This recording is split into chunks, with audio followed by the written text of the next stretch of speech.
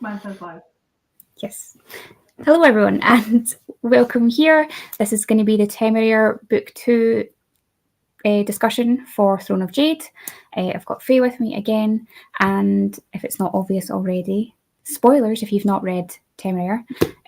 This is part of our read-along we're doing. We're reading one book a month, and we read Throne of Jade in April. So this is going to be our kind of discussion of that. Don't know if you've got... Oh, I always get the reverseness. I can't. It's always there we go. I can't. Yeah. I've got such poor spatial awareness. I can't deal with the. There we go. Yeah. My fun edition. It's every edition. Every one of my books is random in the cover. See what you get for the next few when you actually get to purchasing them as well. I've ordered them and they're coming on Tuesday, and it's going to be a lucky dip because the pictures never match the editions I get. So that's going to be. What did you end up rating Throne of Jade? I also ended up rating this one 4 stars. Actually, I want to pull up my corp out because I think the rating was like slightly different compared to the previous one, but it comes out to 4 stars. So yeah, I rated it 3 stars. Okay. I don't know. I suppose we'll get into it a bit as we go along, but I don't know. I just felt like still just like very book 1 energy to me. Okay. And I don't know. I feel like that's going to be a bit of an issue for me. It's like I feel like I want more out of each book. I don't really know what that looks like. Like get a bit bigger or something. Yeah. Or I feel like because it's 9 books, maybe it should have been like 4 or 5. I don't know. Pacing wise, but I ended up rating 3 stars. Books. Mm-hmm. I did it 3 stars, but I don't know. That might change as we get through more books, and I think about it more in retrospect and being like, no, out of all those books, I rate these ones higher. I might change it. But yeah, so we leave off books one has on the series as well. Yeah, I think so. It's always quite hard to kind of give a gut review in the beginning. I feel like you need to think about it a bit longer, so I always hate kind of reviewing straight away, but then I need to because I'm very forgetful as well. So yeah, I don't normally change reviews unless it's on reread. So I'm rereading Mistborn at the minute, and they're all getting the star knocked off with every book I read. But it's only on rereads that I'll change it because obviously then it reflects my kind of current feeling of the book. Mm-hmm. But like if I think about a book a year later and I rated it 3 stars, I'm still thinking about it and still love it. It's like, okay, we'll reread it and see if it's still if I'm only remembering the good bits or if my feelings have changed. Mm-hmm. See how it changes. Yeah. So in the first book, Temeraire, we meet Lawrence, he meets Temeraire, names him, and they like guddle about in the UK a wee bit and kind of learn about the dragons, get situated, set within like the Napoleonic War time. They kind of learn how to become like battle companions and all that kind of mechanics.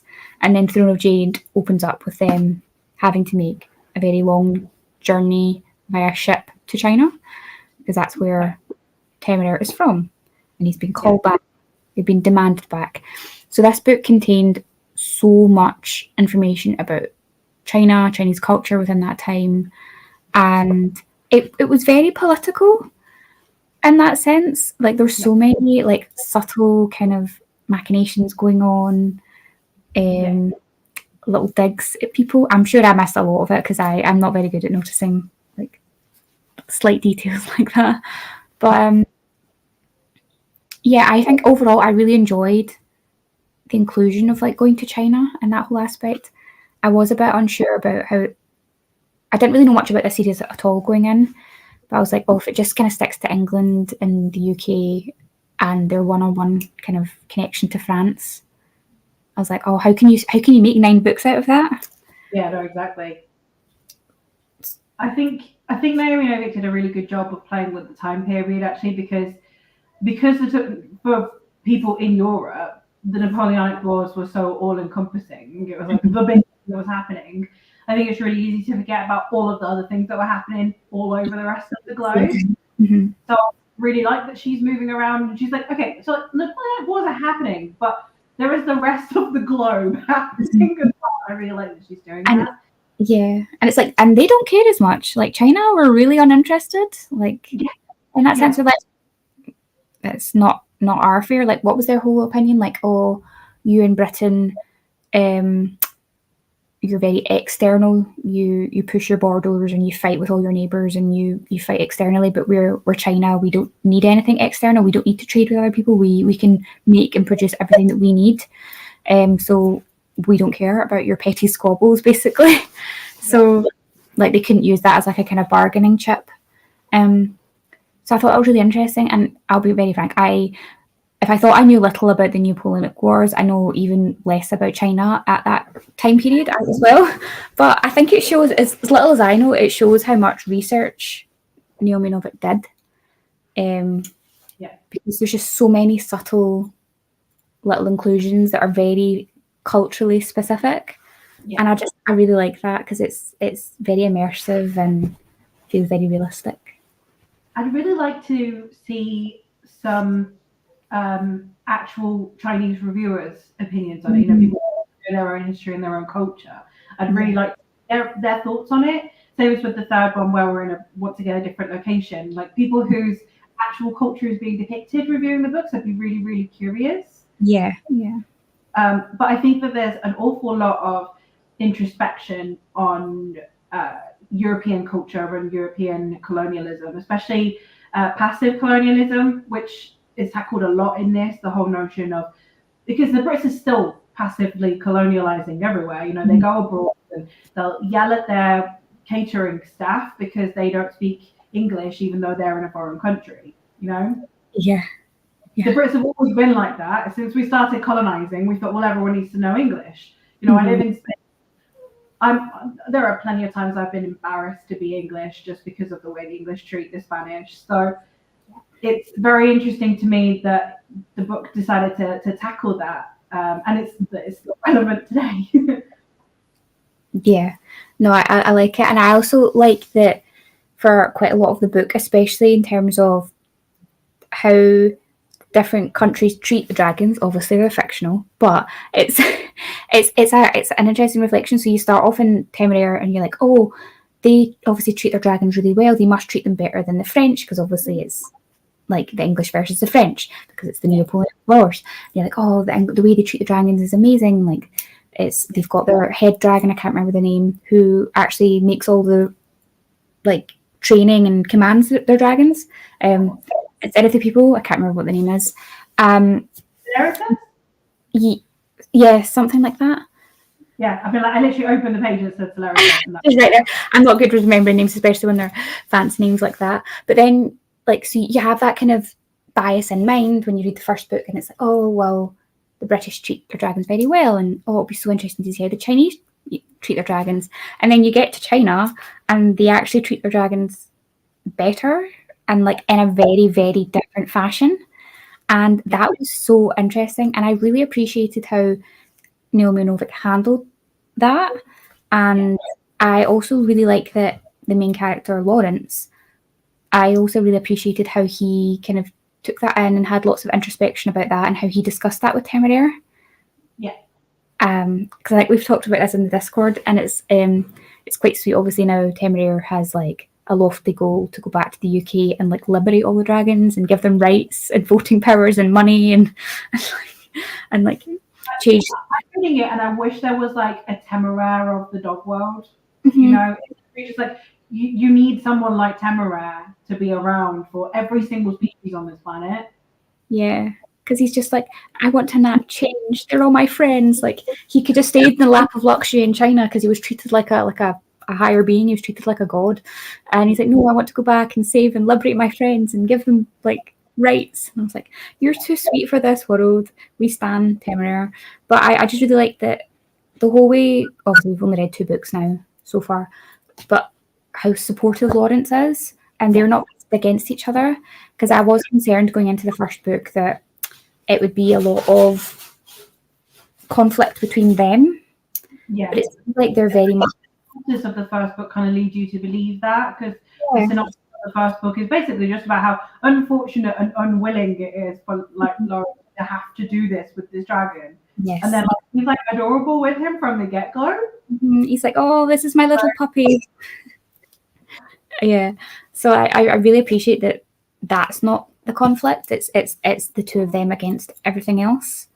So I really appreciated that. I did struggle a bit with some of the stuff that happened on the ships.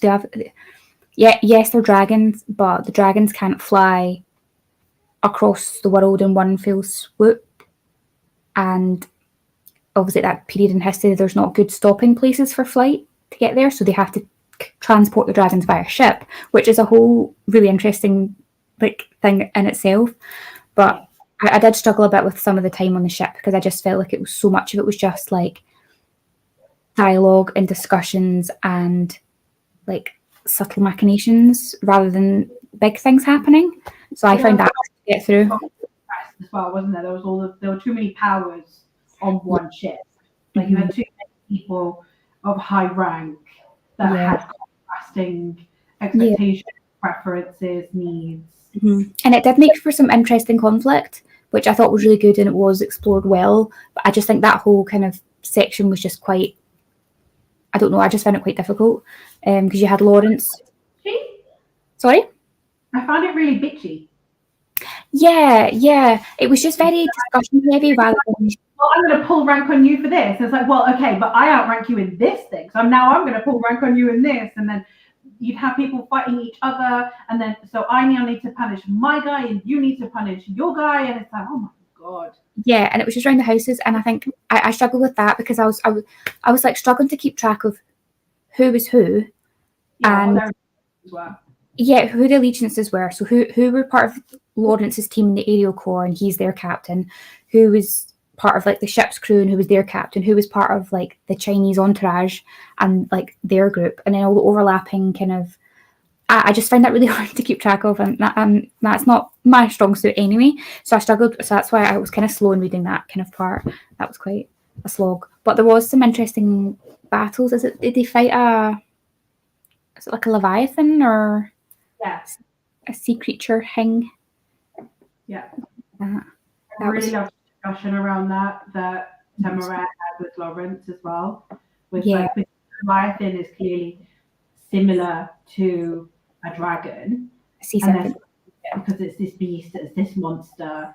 So then I was like, okay, so if I couldn't talk to you, if I hadn't been raised in, like if I couldn't hear you through my egg and therefore couldn't understand you, you would think with me and you would kill me and you would think of me as a lesser being. I think there's so many interesting kind of philosophical kind of things that pop up, because obviously we won't discuss it, but I've read 5 chapters of the 3rd book because now we're into May, and that's happened again with the kind of feral dragons that they've come across, and it's just it's interesting, like that kind of dynamic all the way through about like what makes you a being and what means that you have rights and stuff. And there's some really interesting discussions about that. In this one, the kind of permeating theme for me was very much like slavery and servitude. Yes, it was very much because there were brief discussions around like the actual human slave trade. They mentioned William Pitt and they mentioned Wilberforce, I think, who were like leading abolitionists time in England.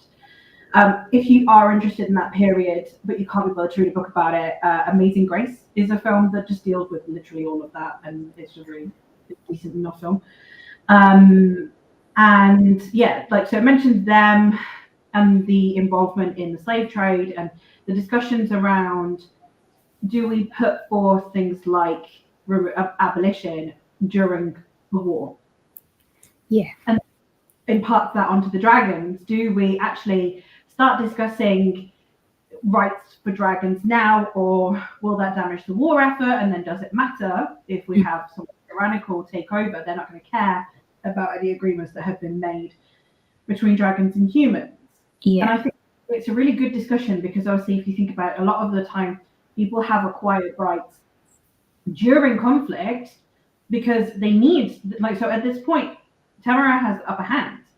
They need dragons because they can't win the war without dragons. If the war's already finished, then Temeraire has less of a bargaining chip to actually be able to, help the dragons. But at the same time, yes, if then it causes them to literally lose the war, what does it matter? Because the rights will be upheld. Really important, I think, there. Yeah. But it's so interesting because, especially because we're seeing most of these discussions happen via Temeraire. And he's such a sweet and gentle soul, and he's always just coming at it from such a very kind and caring, compassionate space. And it's just like, oh, you sweet little thing, you don't understand like the bigger implications. And I think that's interesting because you see that reflected in like Lawrence's like internal kind of thoughts. Yeah. He's just like, I understand where Temeraire is coming from. He's trying to pacify him in that moment because he's like, well, we can't do this right this second. We'll off to go. We'll need to work towards it. But he's also thinking in the back of his head, is like, what's that going to look like? How's that going to work? And I care, but we saw with how, I'm so bad with names, but how that guy in the first book, how he treated his dragon or something like that. Rankin. Yeah, or something. And it's like, so it's already like very apparent that there's a huge disparity in how people treat their bonded dragons. Yeah. And Lawrence was already thinking, I was like, the UK aren't gonna be on board with that. Yeah. So he's like, he knows that, and I think that's also really, I really appreciate the fact that Lawrence is like a character in his 30s. He's got a lot of experience, so him being like the main person we see everything through, just gives everything a lot more context and like a bigger perspective of like the current affairs of the world. It's not impetuous. It's not just like, yeah, I'm angry too. Let's go tear the world down. It's literally like, okay, this needs to happen. I agree. What are possible ramifications and what's the best avenue to do so? Not just go ham and let's. He's a voice of reason, which makes me think, because now, well, we know, having started book 3, that we're in another country again. It's like, well, when are they actually going to get back to the UK? Is that going to be book 4? Is that going to be book 5? When does Temeraire start having that kind of time back in the UK? I think that'll be interesting to circle back to his experiences in China, how he was treated in China. But also, I think it was eye-opening, and I don't know how much Temeraire saw of it while he was in China because he was treated so well. But even in China, he was only treated so well because he's one of the top dragon species. So there was also issues with how the lowly, like, common dragon species were treated. Yeah. So there's obviously faults in every way of doing it. So I think it'll be interesting for that to kind of start back around again. But I think also one of the things for historical context that I really, really appreciate is that because it is during the abolitionist phase in England at the time, it had people trying to abolish slavery in different ways. So the two people that were mentioned, you had William Pitt, who was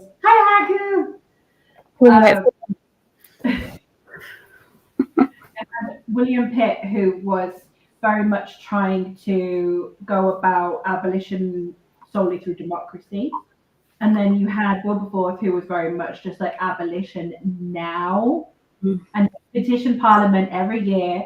Like, the new season would come round and he'd come back in with his petition all over again, and just kept going at it. And to me, that reminds me of Temeraire and Lawrence. You have the one that is like, okay, we do need to actually play politics here. And then you have Temeraire that's like, well, what? We should just demand it. And it's like, I agree with both of you. Yeah, he's like, I'm right. Like, let's just do it. But I think that also speaks to his innocence and how young he is. Yeah. And I wonder, because I find it hard to keep track of like how much time's passing, because obviously we're traveling the world in that time period, so everything takes weeks and months to travel by ship and travel by foot and drive, like all of that.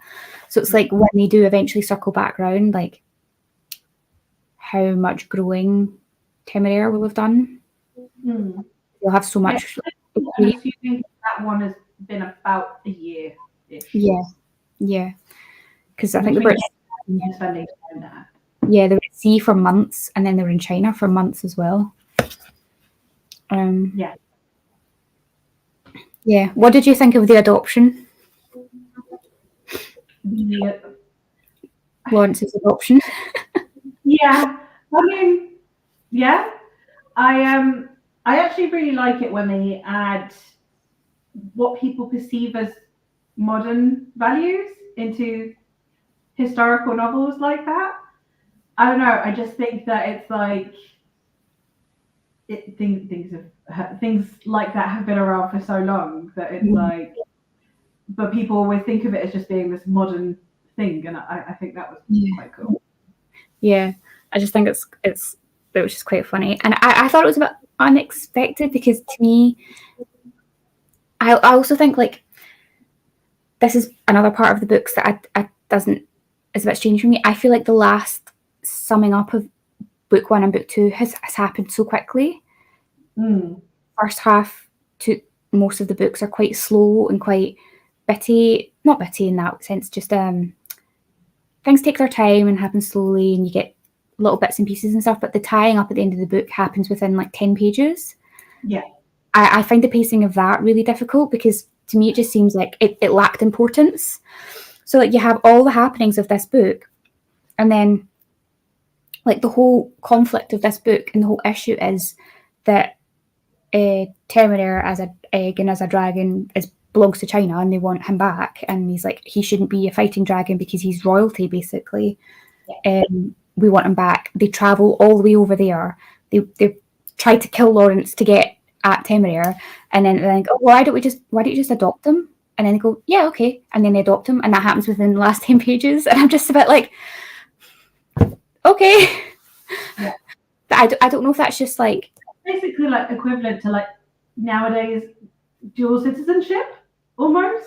Yeah, but it just seems like a bit easy to answer, and the summing up of it was so quickly. It just feels like, I don't know, it just felt a bit strange. But I think that's going to be a habit with her books, I think. Possibly. I mean, I kind of feel the same way about which one of the two is it? I think it's Spinning Silver. I think I quite like the pacing of Uprooted. I had problems with Spinning Silver anyway, like regardless. But most of my problems with it were actually, I think, more on the publisher than on Naomi Novik. But I kind of felt similarly, where a lot of things were introduced. You had a lot of characters introduced, and then it was just like, oh, well, here's this thing. It's like, oh, okay. Yeah. I find this series really episodic, though. Like, it doesn't feel like it feels like a season of a show, and each book is an episode. That's a good way to put it. Yes. Like, you need the whole season of the show for a scope. No one just watches one episode of a show they like, and they're like, oh, now I've got the whole story. And so you can't read these books as individual plots. Like, they don't have a beginning, middle, and end in the traditional sense. They all interweave, and that's actually a really good way to put it. And I don't mind that as a whole. I just find it difficult to read because I started trying to, like, oh, maybe if I listen to the audiobooks that will help me, but it actually just made me not pick it up at all. So I'm just going to stick it out physically reading it. Also, the narrator for Lawrence, the voice is just, I don't know. It's just it doesn't work for me. I don't know. And then the voice actor trying to do their own version of like a Chinese accent. I remember. Was it Connor that was saying that? Yeah. I got to that part in the audiobook and I was like, this is not working for me. I just need to physically read it. I feel like I feel the same way about the French accent though as well. Like, I really don't like how Brits do French accents. Like, it's not like, so it's really way more nasally than I've ever heard a French person actually talk. So yeah, I feel and obviously since we're going to be going all around the world as well, I feel like we to keep getting worse. I know. I was like, I think I'm going to peace out. But I think because I was like, I thought, because obviously reading these month on month, I was like, the audiobooks will help me keep me on track and accountable and all that. But I wasn't enjoying the actual audiobook of it, so I just wasn't picking it up. I'm trying to see if there's any other points we've got in the Discord chat that would be good to talk about. But I think no, we've talked about the ships. With audiobooks as well. If I've read one book physically, I can't read book 2 via audio just because I've already formed their voices and their inflection, and I have can't do that. So works as well in my head. So I can't, because then it's like, well, it's the same as like watching an adaptation. It's just like when someone's described as being really, really handsome in a book, because then when you watch the adaptation, that person is going to be a letdown. Like that person could literally be absolutely stunning, but isn't who you imagined. But they're going, because if the first descriptors you get are, you know, tall, blonde, and handsome, or tall, dark, and handsome, then the most attractive dark-haired or blonde-haired person that you can think of will be the person that's in your brain.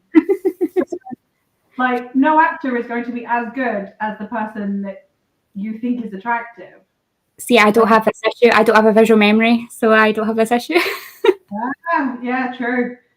I don't picture people in my head or make accusations. Over time, it's worked for me. So I read a romance series called The Losers, and one of the guys is described as really handsome, and he is based on one of the like emo band singers that I find absolutely stunning.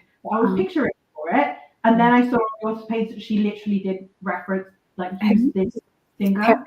Perfect, fantastic. So I was like, okay, that's the one time it's worked, and it's literally because me and the author are thinking of the same person. What you were saying about the books feeling quite episodic, I think that makes me feel a bit better making that association, because especially having read books 1 and 2 and started book 3, I keep feeling like, oh, it still feels like we're at the start of the story and they're still leading into things and it's going to get bigger, but I don't think it will then. No, I don't know if we'll get bigger or if we're just going to... things have got to come to a head. Like, we're going to have to get resolutions for a lot of the things that are brought up. Mm-hmm. I don't think that she's going to bring up themes and just be like, okay, laters. Yeah. So it's like, but what that look like? Going to have like a big showdown conflict. I think it's building. Yeah. So I think having in my head that it is more episodic kind of will take that expectation away, and I could just appreciate each book for what it is. But I'm curious to see where they kind of keep leapfrogging about. I was going to say something and I've forgotten what I was going to say. I do wonder what continents we're going to see. Like, obviously we've had Asia. We're continuing in a different part of Asia in book 3. Clearly, we're going to see more of Europe because we are in the Napoleonic Wars. But I do wonder if we're going to see some other continents. And, you know, Africa at that point was an incredibly prevalent thing. A lot of the Napoleonic Wars were stemming in part because of imperialism and colonialism. So literally going down to Africa would contextually also make sense. So I'm hoping that we can see that, because I think the way that Naomi Novik discusses her themes, she does it really well. So yes. I think that she's a good one to be taking us to Africa and discussing the time period. Yeah, I think that would be really interesting. I'm intrigued. I haven't looked into it and I don't really want to see where we pop out. I also just like that from every country we've gone to so far, well, in the 2 that I've read, I like that we're collecting more dragon species and things. Yeah. I think that's quite a nice touch, and it does make sense, because obviously the same way animals are different across the world, why wouldn't dragons be different? So I'm quite liking growing the compendium of types of dragons and their abilities and their different functions, for want of a better word. Yeah, completely. I will say it too.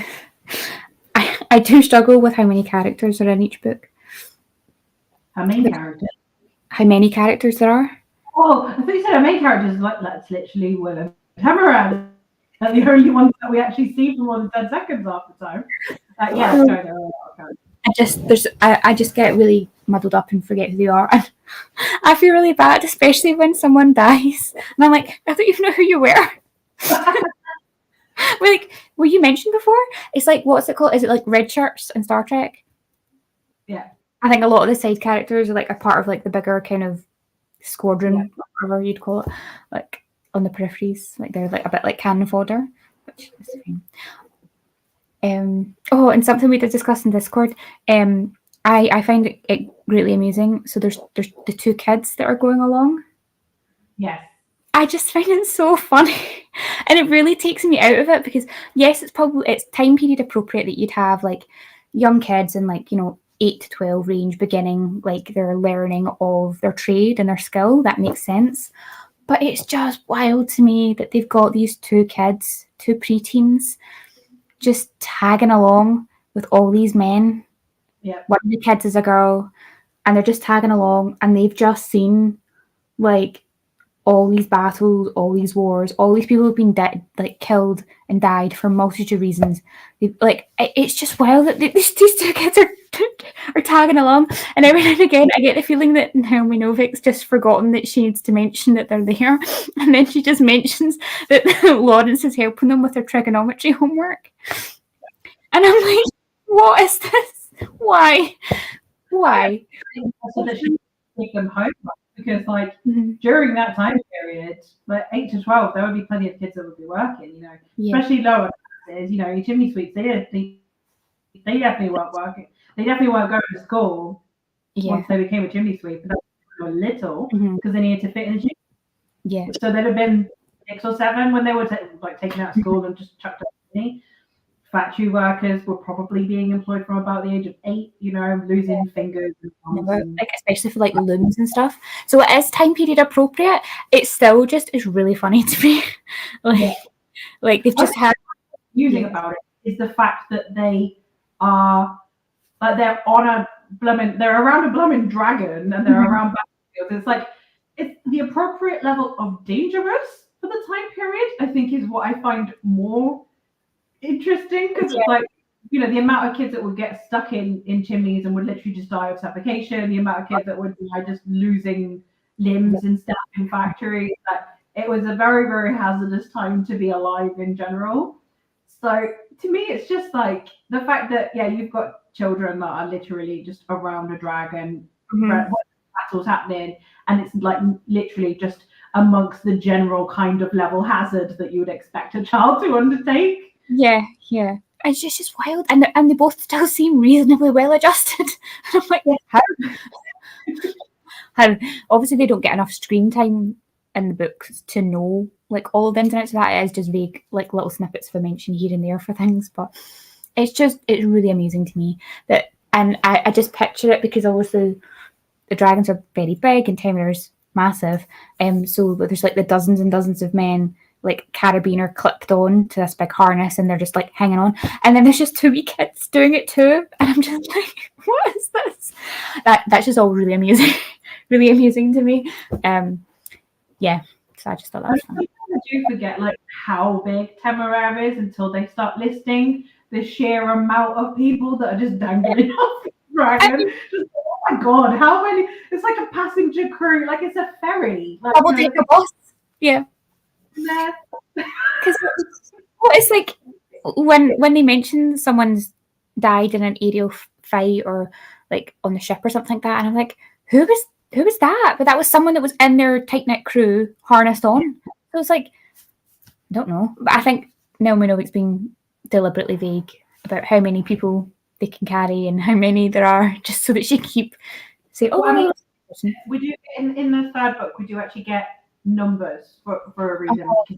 How many people you can carry to safety for a specific reason. So we do actually get numbers there, and Temeraire is obviously one of the larger breeds as well. So we kind of mentioned, okay, well, I can carry this many, but he can only carry this many, kind of thing briefly. But it just absolutely boggles my mind every time he's like, oh yeah, I can just, the fact that the crew is just because obviously it's still to make sure that the Temeraire is quick, to make sure that he's still combat. So obviously he's not absolutely, he's not got that full capacity. It's literally okay, this is a reasonable amount of people to do the jobs we need them to do, while at the same time it's not actually going to be even the slightest amount of impediment to Temeraire functionality. Yeah. And it's such a large crew. It's just so funny. It's absurd. And it just makes like, well, why couldn't they just fly all the way to China? But I suppose it's because they didn't have places to stop along the way that was safe or whatever, and story and plot, and The back is kind of like proving why they didn't fly there. Yeah. But I think they needed Nunavik needed to nerf that, because if you could fly across the world that quickly, then it would make it more modern day in terms of like instantly knowing the news. Yeah. I think it makes more sense for that time period for news to take weeks/months to travel about, because that was very part of the kind of the issue with what was going on with things. But just also, obviously, globalization would be a whole different beast if you can travel that quickly as well, which during, peak colonial empire, we would not be in the same kind of world, really. Definitely. Oh, and almost forgot. Slightly off topic to what we were discussing, but Temeraire has a love interest. I know. Oh, it's so cute. And Lawrence is so like blushing bride about it. He's so funny. It kind of reminds me of in How to Train Your Dragon 3, where you have like Toothless having a crush on another dragon, and Hiccup's just there like, yeah, you can do this. And then he's actually watching Toothless flirt, and he's like, oh god. It's along the same lines. It's just like Lawrence is just like blushing, like he's like a father watching his kid flirt. It's like, this is just awkward. He's like, where are you? And then Tim was like, here I was. He's like, okay. She's like, okay. Tamar's grown up. Woo! I just thought it was really fun. Yeah. And he had to leave them behind. So yeah, that's funny. I do like all the conversations that they have around like the difference between sex and breeding. Because we had that a lot in the first one with women in the Air Force, because they are more like men than their contemporaries with other women. It would have had to have been really like. So you have kind of casual sex within the Air Force that other people aren't having, but then because of bonding with your dragon, most of the time, if you're going to have a kid, it's for the purpose of breeding as opposed to family. Yeah. In the same way. And I think the discussions around that kind of then permeates with the dragons as well, which again also crops up in book 3 a little bit with breeding as well. But it's just very interesting because it's like, for once they're drawing the parallels between breeding dragons and breeding humans. We don't talk about breeding humans very often. No. But, in this context, we do need to be breeding humans. But it's relevant, yeah. Yeah, that's so funny. That's probably something that will kind of keep kind of cropping up. I think the series. There seems to be a lot of little through threads that kind of will maybe pop up every book or every couple of books, because it's right, isn't it? It's about where or what rights you do or don't have. So I figured that having those threads they'll carry through, because then they're not all separate things. Having the right to have casual sex, having to not belong to someone for a woman are not entirely different conversations in that time period. Yeah. And I think, well, when Temeraire gets back and he tries to liberate all the British dragons, if they don't want to breed lots of dragons to go away and fight in their military, then why should they if they don't want to? So I like this discussion around how money is freedom.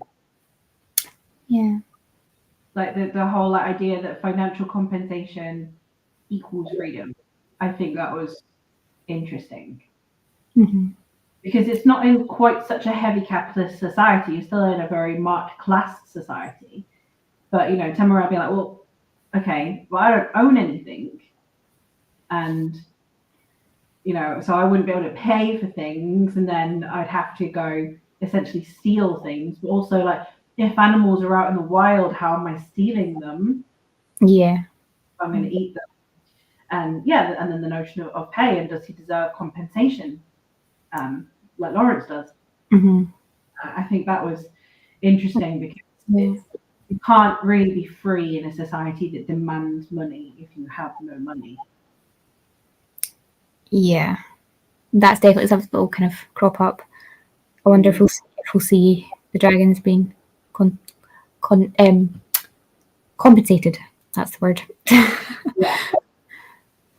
But I think that will also just be really interesting, because if we are going to hop, skip, and a jump in every book to a different country / continent and see how the dragons are treated in all these different places, I wonder how Temeraire's kind of views and opinions will evolve along with that.